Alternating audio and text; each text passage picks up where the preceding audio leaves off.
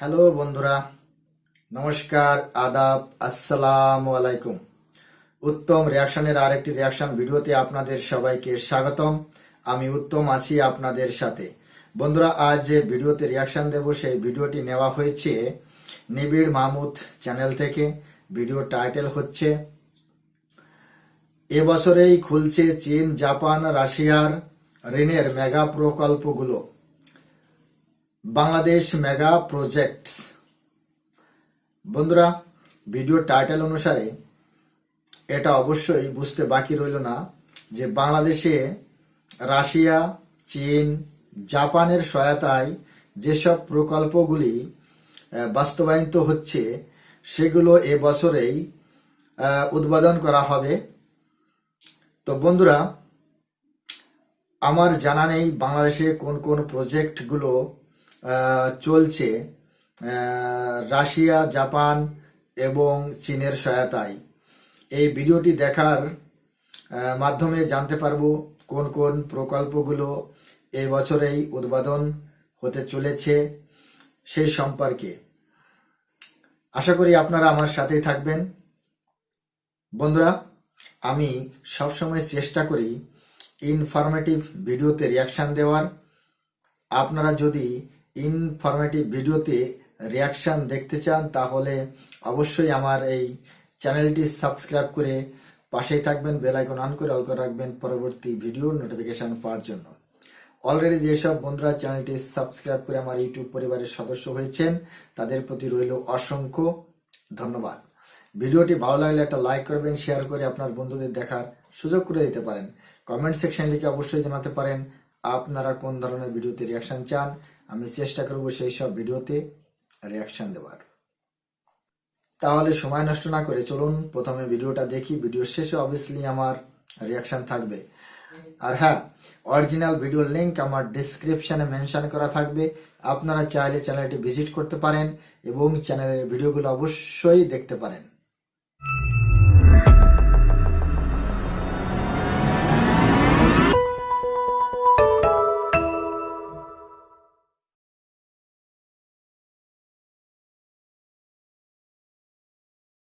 রাজধানী ঢাকা থেকে পার্বত্য জেলা, যমুনার বুক থেকে রংপুর, পাবনার ঈশ্বরদী থেকে কক্সবাজারের মাতারবাড়ি কিংবা পটুয়াখালী থেকে যশোর, গত ১.৫ দশকে দেশের বিভিন্ন অঞ্চলে সরাসরি সংযোগ স্থাপনের অসংখ্য প্রকল্প বাস্তবায়নাধীন ছিল।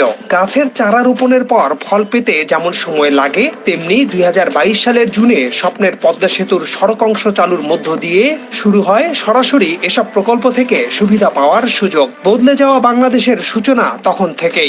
এর ধারাবাহিকতায় একে একে খুলতে থাকে মেট্রো রেল, কর্ণফুলী টানেল, চালু হয় ঢাকা কক্সবাজার ও ঢাকা ভাঙ্গা রেল যোগাযোগ। এসব প্রতিটি প্রকল্প কম বেশি সুফল বয়ে এনেছে মানুষের কাছে।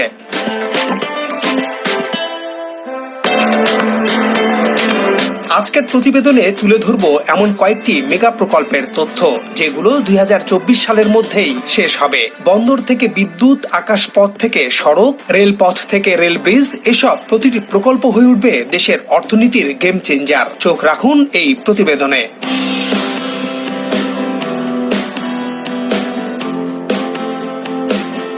কোন রকম বাধা ছাড়াই কখনো সড়কের সমান্তরাল, আবার কখনো উড়াল পথে ঢাকা থেকে যশোর ট্রেন ভ্রমণ এখন আর স্বপ্ন নয়। পদ্মা সেতু এমন এক স্বপ্ন দুয়ার খুলে দিয়েছে যে সম্ভাবনার সবটুকু আলো সেখানে উপস্থিত।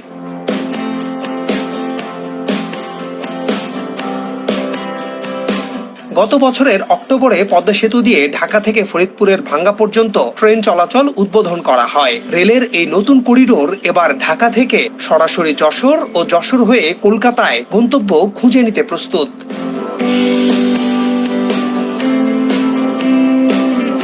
আপনারা জানেন, মূলত পদ্মা সেতু দিয়ে ঢাকা থেকে যশোর পর্যন্ত ১৭২ কিলোমিটার রেলপথ চালুই ছিল এই প্রকল্পের মূল লক্ষ্য। ২০১৬ সালে কাজ শুরু হয় ঢাকা যশোর রেল সংযোগ প্রকল্পের এবং ২০২৪ সালের ৩০ জুনের মধ্যে পুরো প্রকল্পের কাজ শেষ করার কথা রয়েছে।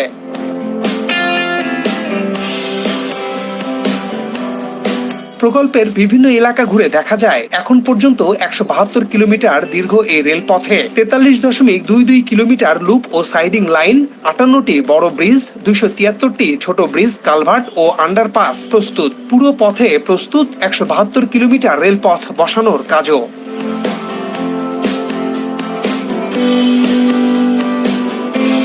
ঢাকা থেকে যশোর পর্যন্ত 172 কিলোমিটার পথে সব মিলে 20টি উন্নত দেশের মতো স্টেশন থাকবে, যেখানে থাকবে আধুনিক সব সুবিধা।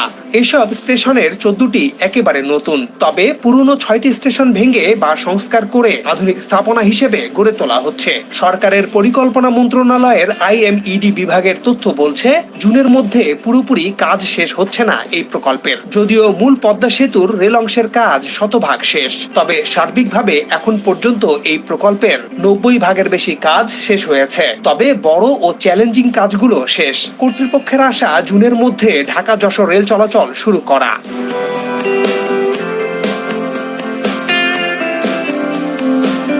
তবে সরেজমিনে দেখা যায় সংকেত ব্যবস্থা বা সিগন্যালিং এর কাজ পুরোপুরি শেষ হবে না এই মাসে। এছাড়া 20টি স্টেশনের মধ্যে 8 থেকে 10টি স্টেশন এখনো পুরোপুরি প্রস্তুত না, ফলে এসব স্টেশনে ট্রেন থামানো বা যাত্রী ওঠা নামানোর জন্য উপযোগী না। একই সাথে নতুন এই রেল রুটে অত্যাধুনিক যে রেল ব্যবস্থাপনা গড়ে উঠছে সেটি বাস্তবায়নের জন্য পর্যাপ্ত লোকবল নেই রেলের। লোক নিয়োগ ও প্রশিক্ষণেও সময় লাগবে। এজন্য রেল কর্তৃপক্ষ আরো অন্তত 3 মাস সময় চায়। এটি পাওয়া গেলে চলতি বছরের অক্টোবরের মধ্যে পুরো 172 কিলোমিটার সব রেল অবকাঠামো প্রস্তুত করে শতভাগ বাণিজ্যিক যাত্রা নিশ্চিত করতে পারবে রেল কর্তৃপক্ষ।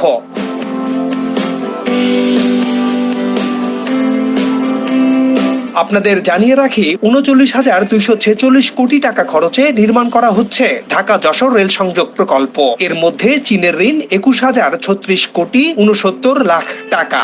আসার কথা হচ্ছে প্রায় নির্ধারিত সময়ের মধ্যে শেষ হতে যাওয়া এই প্রকল্পে বাড়তি কোনো অর্থ লাগছে না, বরং এই প্রকল্প থেকে 234 কোটি টাকা খরচ কমছে।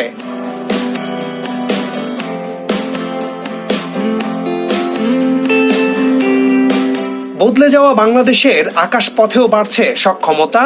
আকাশপথ হচ্ছে আরো নিরাপদ। দেশের মুখ উজ্জ্বল করতে প্রস্তুত হচ্ছে হযরত শাহজালাল আন্তর্জাতিক বিমানবন্দরের 3য় টার্মিনাল।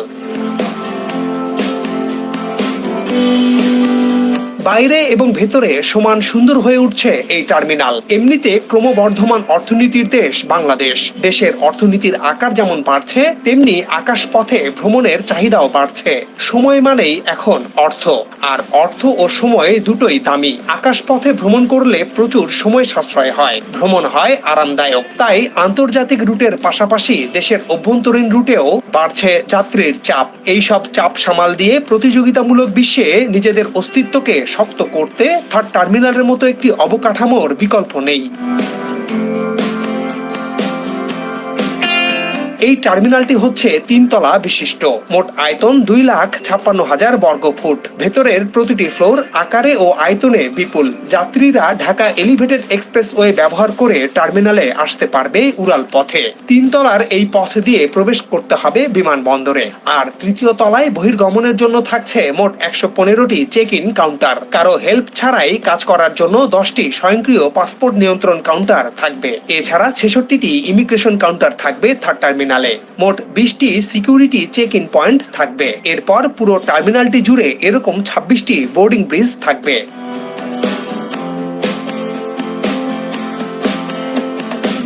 এইসব গ্যাংওয়ে ধরে উড়োজাহাজে রাখা যাবে পা। তবে প্রথম ধাপে 12টি বোর্ডিং ব্রিজ চালু হচ্ছে। চলতি বছরের অক্টোবরের মধ্যে শতভাগ কাজ শেষ হচ্ছে থার্ড টার্মিনালের। কাজ শেষের পরপরই সীমিত পরিসরে বাণিজ্যিকভাবে এই টার্মিনাল ব্যবহার করার সম্ভাবনা আছে।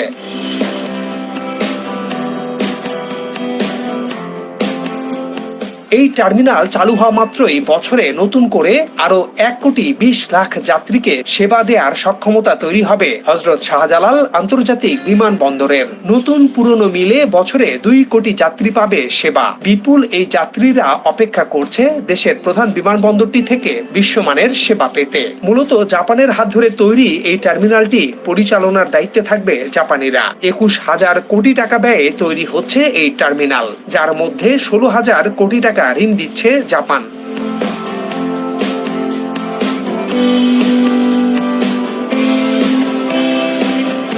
দেশের বৃহত্তর উত্তরবঙ্গ তথা রাজশাহী ও রংপুর বিভাগের কয়েক কোটি মানুষ অপেক্ষা করছে এখন যমুনা রেল সেতু চালুর জন্য। 2024 সাল দেশের রেল অবকাঠামো খাতে রীতিমতো বিপ্লব আনতে যাচ্ছে। জাপানের হাত ধরে জাপানের সহযোগিতায় নির্মিত হচ্ছে যমুনা রেল সেতু। এটি দেশের দীর্ঘতম ডুয়েল গেজ ডাবল ট্র্যাকের রেলওয়ে সেতু। বঙ্গবন্ধু সেতুর 300 মিটার উজানে 4.8 কিলোমিটার রেল সেতুর কাজ এরই মধ্যে 85 ভাগের বেশি শেষ হয়েছে। এই রেল সেতুটির মোট 50টি পিয়ারের উপর 49টি স্প্যান এরই মধ্যে বসানো শেষ। ফলে যমুনা নদীর পূর্ব পার টাঙ্গাইল অংশ এবং পশ্চিম পার সিরাজগঞ্জ অংশের মধ্যে পুরোপুরি সংযোগ স্থাপন হয়ে গেছে। ইতোমধ্যে সেতুর স্প্যানে বসানো হয়েছে স্লিপারবিহীন রেল লাইন। বঙ্গবন্ধু রেল সেতুতে দেশে প্রথমবারের মতো ব্যবহার হচ্ছে জাপানি আধুনিক ডাইরেক্ট রেল ফ্যাশনার প্রযুক্তি। এই প্রযুক্তিতে স্প্যানের উপর সরাসরি বসানো হচ্ছে রেল লাইন। এতে সেতুর উপর রেল লাইনের স্থায়িত্ব বাড়ার পাশাপাশি কমবে রক্ষণাবেক্ষণ খরচও। এই জুন মাসের মধ্যেই রেল সেতুর যে অবকাঠামোর কাজ তা শেষ হচ্ছে। তবে রেল লাইন অংশ, সিগন্যাল ব্যবস্থা সহ রেল চলাচল উপযোগী করতে সময় লাগবে আগস্ট পর্যন্ত।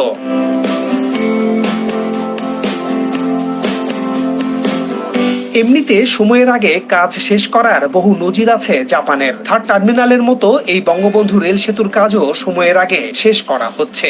একটি প্রকল্প শেষ করা মানেই পরদিন থেকে বাণিজ্যিক যাত্রা শুরু করা যায় না, তার আগে ট্রায়াল রান করতে হয়। প্রথমে কয়েক মাস এই সেতুর উপর দিয়ে ক্রমাগত ট্রেন চালিয়ে পরীক্ষা করা হবে, তারপর যাত্রী নিয়ে চলবে ট্রেন।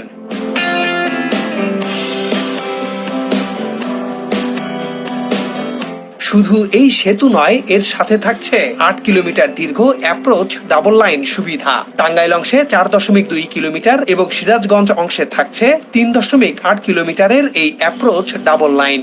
আশা করা হচ্ছে আগামী আগস্ট মাস থেকে পরীক্ষামূলক ট্রেন চলবে যমুনার নতুন সেতু দিয়ে। আর ডিসেম্বর থেকে ঢাকার সাথে সরাসরি উত্তরবঙ্গের বিভিন্ন জেলায় রেল যোগাযোগ স্থাপিত হবে এই সেতুর মাধ্যমে। প্রায় 17,000 কোটি টাকার এই প্রকল্পে 12,000 কোটি টাকার বেশি ঋণ দিচ্ছে জাইকা।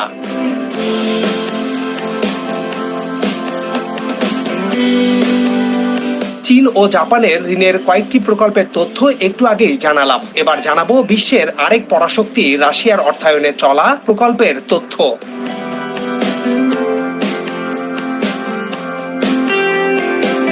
পাবনার ঈশ্বরদীর পদ্মা নদীর পাড়ে গড়ে উঠেছে বাংলাদেশের প্রথম পারমাণবিক বিদ্যুৎ কেন্দ্র। বাংলাদেশের ইতিহাসে এককভাবে অর্থের দিক থেকে সবচেয়ে বড় এবং খুবই স্পর্শকাতর একটি প্রকল্প এটি। 12.65 বিলিয়ন ডলারের প্রকল্পে রাশিয়া সহজ শর্তে 11.38 বিলিয়ন ডলার ঋণ দিচ্ছে।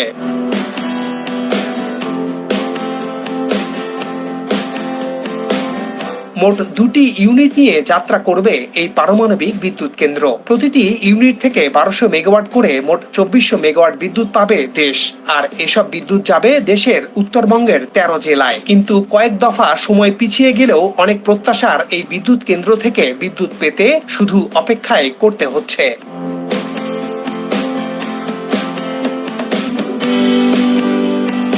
আসলে শুধু বিদ্যুৎ উৎপাদন করলেই তো হবে না, সেই বিদ্যুৎ সঞ্চালন লাইনের মাধ্যমে জাতীয় গ্রিডে যোগ হবে এবং সেখান থেকে বিভিন্ন জায়গায় তা সরবরাহ করা হবে। রূপপুর পারমাণবিক বিদ্যুৎ কেন্দ্রের প্রথম ইউনিট থেকে বিদ্যুৎ উৎপাদনের জন্য মূল জ্বালানি ইউরেনিয়াম এরই মধ্যে রূপপুরে মজুত করা হয়েছে। সেগুলোর ব্যবস্থাপনার কাজ করছে এদেশেরই প্রকৌশলী ও দক্ষ কর্মীরা। এখন প্রধান সমস্যা দেখা দিয়েছে সঞ্চালন লাইন প্রস্তুত না হওয়ায়। যে সঞ্চালন লাইনের কাজ হচ্ছে ভারতীয় অর্থায়নে। একই সমস্যা দেখা যায় পায়রা তাপবিদ্যুৎ কেন্দ্রের ক্ষেত্রেও। তখনও ভারতীয় ঋণে বিদ্যুৎ সঞ্চালন লাইন প্রস্তুত না হওয়ায় মাসের পর মাস উৎপাদিত বিদ্যুৎ জাতীয় গ্রিডে যোগ করা যায়নি। ফলে রাষ্ট্রের বিপুল অর্থ অপচয় হয় এবং পায়রায় উৎপাদিত বিদ্যুতের সুফল অনেকদিন পায়নি দেশের মানুষ। রূপপুরও কি একই পথে হাঁটছে? এই প্রশ্নের উত্তর জানা নেই। প্রকল্পের পূর্ব নির্ধারিত শিডিউল অনুযায়ী 2022 সালের 23 ডিসেম্বর প্রথম ইউনিটের এবং 2023 সালের 27 ডিসেম্বর দ্বিতীয় ইউনিটের উৎপাদন শুরু হওয়ার কথা ছিল। সে অনুযায়ী 2024 সালের 13 অক্টোবর প্রথম ইউনিট আর 2025 সালের 17 অক্টোবর দ্বিতীয় ইউনিটের চূড়ান্ত হস্তান্তরের মধ্য দিয়ে প্রকল্পের কাজ শেষ হওয়ার কথা ছিল, কিন্তু সেটি আর হচ্ছে না। এর ফলে 2025 সালে প্রথম ইউনিট ও 2027 সালে দ্বিতীয় ইউনিটের কাজ চূড়ান্তভাবে শেষ করে বাংলাদেশের কাছে হস্তান্তর করা হবে।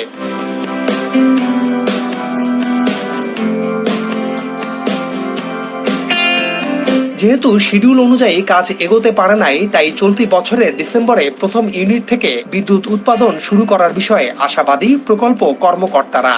প্রথম ইউনিটের বিদ্যুৎ উৎপাদন শুরু করার জন্য 60 কিলোমিটার রূপপুর বাঘাবাড়ি line, 102 kilometre Rooppur Bogura line এবং 144 কিলোমিটার রূপপুর গোপালগঞ্জ লাইন প্রয়োজন হবে। এর মধ্যে রূপপুর গোপালগঞ্জ লাইন চালু করতে হলে 2 কিলোমিটার পদ্মা নদী পারাপারের লাইন নির্মাণ করতে হবে। আর দ্বিতীয় ইউনিট চালু করতে হলে 147 কিলোমিটার রূপপুর ঢাকা বিদ্যুৎ লাইন চালু করতে হবে, যার মধ্যে বৃহত্তম 14 কিলোমিটার যমুনা নদী পারাপারের কাজ রয়েছে।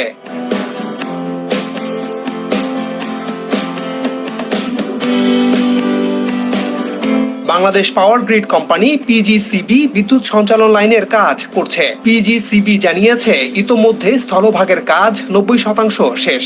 আগামী অক্টোবরের মধ্যে পদ্মা নদীর অংশের 2 কিলোমিটারের কাজও শেষ হয়ে যাবে। রূপপুর প্রকল্প পরিবেশ বান্ধব বিদ্যুৎ প্রকল্প। এটি বাংলাদেশের উন্নয়ন ও জলবায়ুর উন্নয়নে গেম চেঞ্জারের ভূমিকা রাখবে। এটি চালু হলে দেশের উত্তরাঞ্চলে যে ঘন ঘন লোডশেডিং হয় সেটি অনেকটাই কেটে যাবে।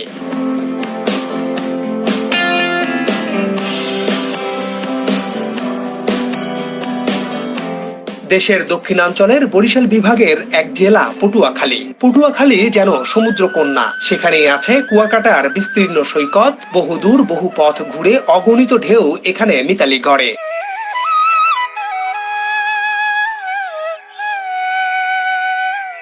পটুয়াখালী সিমসাম একটি জেলা। এর রূপ দেখে কখনো কখনো উন্নত বিশ্বের কোন শহর বলে মনে করেন অনেকে। দিন কিংবা রাত ফুটফুটে এক শহর পটুয়াখালী। সমুদ্র সৈকত, জাদুর নদী আর দেশের তৃতীয় গভীর সমুদ্র বন্দর নিয়ে পটুয়াখালী হয়ে উঠছে দেশের অর্থনীতির দারুণ আকর্ষণীয় কেন্দ্র। তাই তো এই জেলায় হবে বিমানবন্দর, অচিরেই রেল আসবে এই জেলায়।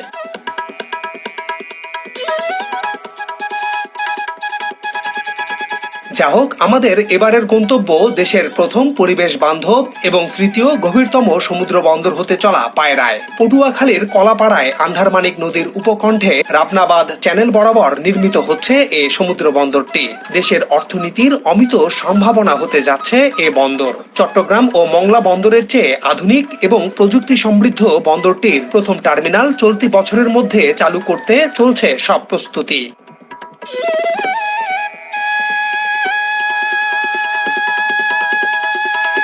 বন্দরটি চালু হলে দেশের অর্থনীতিতে উন্মোচিত হবে নতুন দিগন্ত। একে ঘিরে সমগ্র দক্ষিণাঞ্চলে গড়ে উঠবে শিল্প ও কলকারখানা। বন্দর ঘিরে শুধু দেশি নয়, বিদেশি বিনিয়োগেরও রয়েছে অপার সম্ভাবনা। সরকারের পক্ষ থেকে নেপাল ও ভারত সহ বাইরের কয়েকটি দেশকে এই বন্দর ব্যবহারের প্রস্তাব দেয়া হয়েছে। এরই মধ্যে এ অঞ্চলে শুরু হয়েছে বিনিয়োগ। এই বন্দর দিয়ে গাড়ি, খাদ্যপণ্য, সার ও সিমেন্ট সহ বিভিন্ন পণ্য আমদানি রপ্তানি করা যাবে।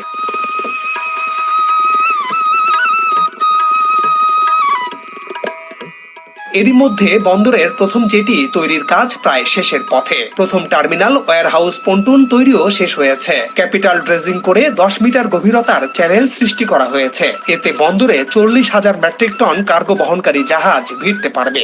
বর্তমানে container terminal, bulk terminal, multipurpose terminal, passenger terminal, water treatment plant, বিদ্যুৎ প্ল্যান্ট, মডার্ন সিটি, বিমানবন্দর ও অর্থনৈতিক অঞ্চল সহ 19টি কম্পোনেন্টের কাজ চলমান রয়েছে। আশা করা যাচ্ছে এই বছরের মধ্যে পায়রাকে বিশ্বমানের একটি আধুনিক বন্দর এবং 2035 সাল নাগাদ একে এক বৃহত্তর আর্থিক শক্তি হিসেবে গড়ে তোলা সম্ভব হবে।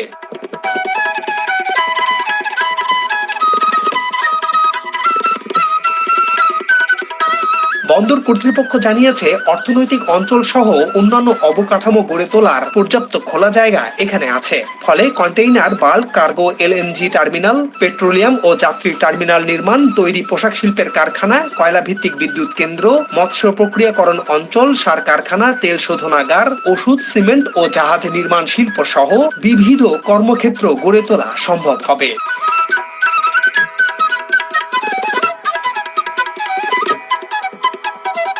সরকারের 8টি ফাস্ট ট্র্যাক বা অগ্রাধিকারমূলক প্রকল্পের একটি পায়রা গভীর সমুদ্র বন্দর। এটি বাস্তবায়নে খরচ হচ্ছে 4,374 কোটি টাকা। এরই মধ্যে 93% কাজ শেষ হয়েছে দেশের তৃতীয় গভীর সমুদ্র বন্দরটির।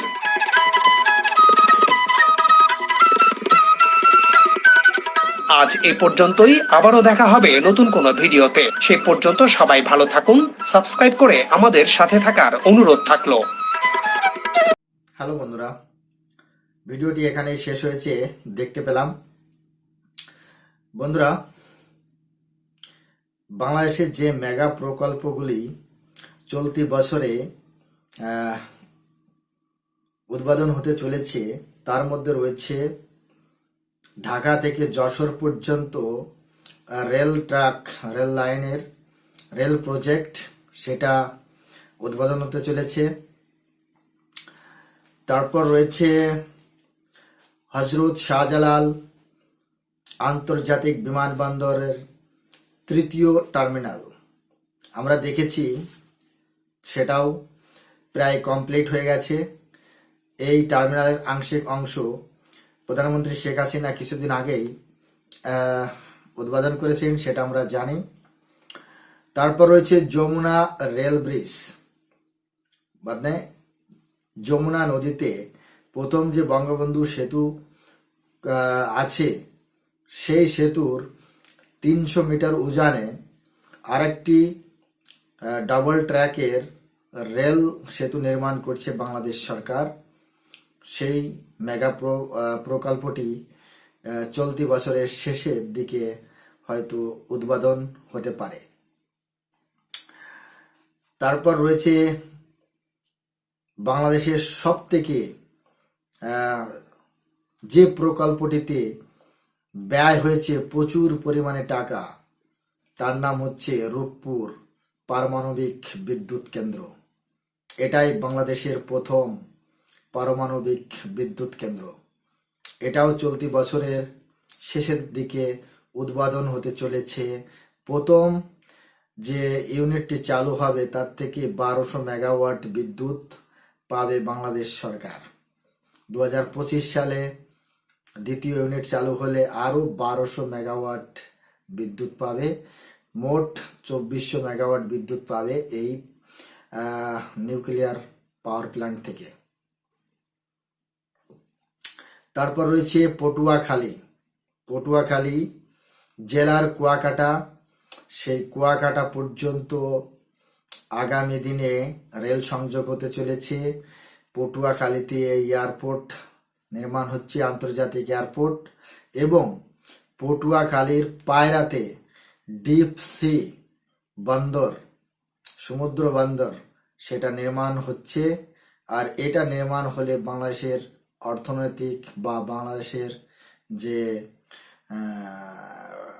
পোর্ট, সেটা বিশাল একটা অবদান রাখবে বাংলাদেশের অর্থনীতিতে। তো বন্ধুরা, এই 5টি প্রকল্প, মেগা প্রকল্প চলতি বছরে উদ্বোধন হতে চলেছে, তার সম্পর্কে আজকের এই ভিডিওতে জানতে পারলাম। প্রথমত যে ঢাকা যশোর প্রথমেই রেল চলাচল হতো, সেটা অনেকটা ঘুরে যেতে হতো।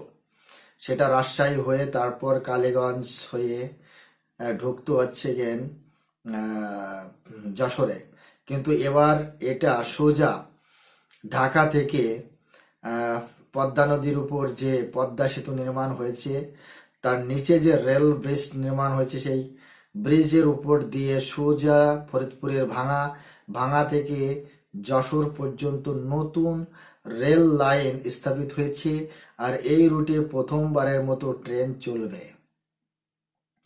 আর শুধু যশোর পর্যন্তই নয়, এটা সোজা কলকাতা পর্যন্ত সংযুক্ত হবে, ঢাকা থেকে কলকাতা পর্যন্ত।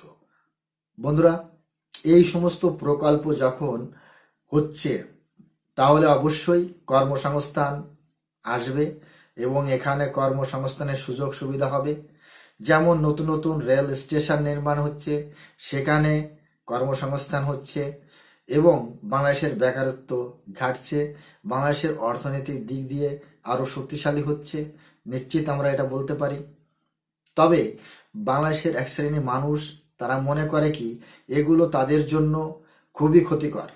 তারা চায় একদম ঝটপট মুনাফা, ঝটপট তারা লাভ করতে চায়।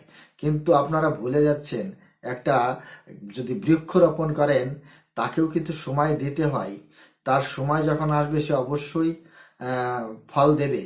তার আগে আপনাকে সেই বৃক্ষটার উপর যে নজরদারি বা সেই বৃক্ষকে মানে যত্ন সহকারে পরিচর্যা করতে হয় সেটা অবশ্যই আমরা জানি।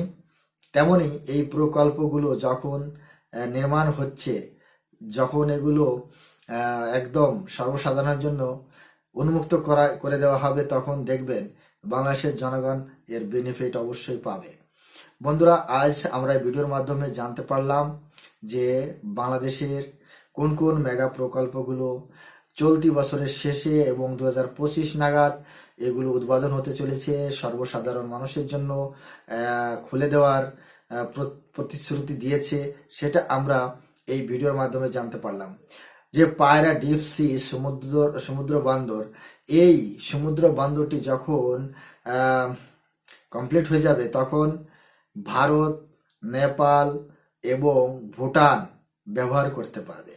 তার জন্য বাংলাদেশ সরকার প্রথমেই আগ্রহ দেখিয়েছে এবং মিডিয়াতে প্রকাশ করেছে ভারত যাতে এই পোর্টটা, এই সমুদ্র পোর্টটা যাতে ব্যবহার করে, তাতে বাংলাদেশের বেনিফিট হবে, বাংলাদেশ অর্থনৈতিক দিক দিয়ে শক্তিশালী হবে এবং ভারতের সহজ হবে নেপালে আর ভুটানে দ্রব্যগুলো পাঠানোর।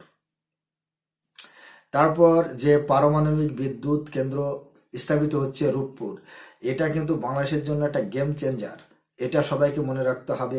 তার কারণ বাংলাদেশে প্রচুর পরিমাণে বিদ্যুতের দরকার রয়েছে এবং প্রয়োজন রয়েছে। তার কারণ আগামী দিনে বাংলাদেশ যে রেল তা বৈদ্যুতিকরণ করতে চলেছে, সেখানে বিদ্যুতের খাপাত, সেখানে বিদ্যুতের যে চাহিদা প্রচুর পরিমাণে বাড়তে চলেছে, এটা আমাদের মাথায় রাখতে হবে। তো বন্ধুরা, আজকের রিয়াকশন ভিডিওটি আপনাদের কেমন লেগেছে সেটা কমেন্ট সেকশনে লিখে অবশ্যই জানাতে পারেন। চ্যানেলে নতুন হলে চ্যানেলটি সাবস্ক্রাইব করে আমার পাশে থাকবেন, বেল আইকন অন করে অল করে রাখবেন পরবর্তী ভিডিও নোটিফিকেশন পাওয়ার জন্য। অলরেডি যেসব বন্ধুরা চ্যানেলটি সাবস্ক্রাইব করে আমার ইউটিউব পরিবারের সদস্য হয়েছেন তাদের প্রতি রইল অসংখ্য ধন্যবাদ। ভিডিওটি ভালো লাগলে একটা লাইক করবেন, শেয়ার করে আপনার বন্ধুদের দেখার সুযোগ করে দিতে পারেন। কমেন্ট সেকশনে লিখে অবশ্যই জানাতে পারেন আপনারা কোন ধরনের ভিডিওতে রিয়াকশন চান, আমি চেষ্টা করব সেই সব ভিডিওতে রিয়াকশন দেওয়ার। বন্ধুরা, আপনারা সবাই ভালো থাকবেন, সুস্থ থাকবেন, দেখা হচ্ছে নেক্সট রিয়াকশন ভিডিওতে। ততক্ষণ সবাইকে নমস্কার, জয় হিন্দ।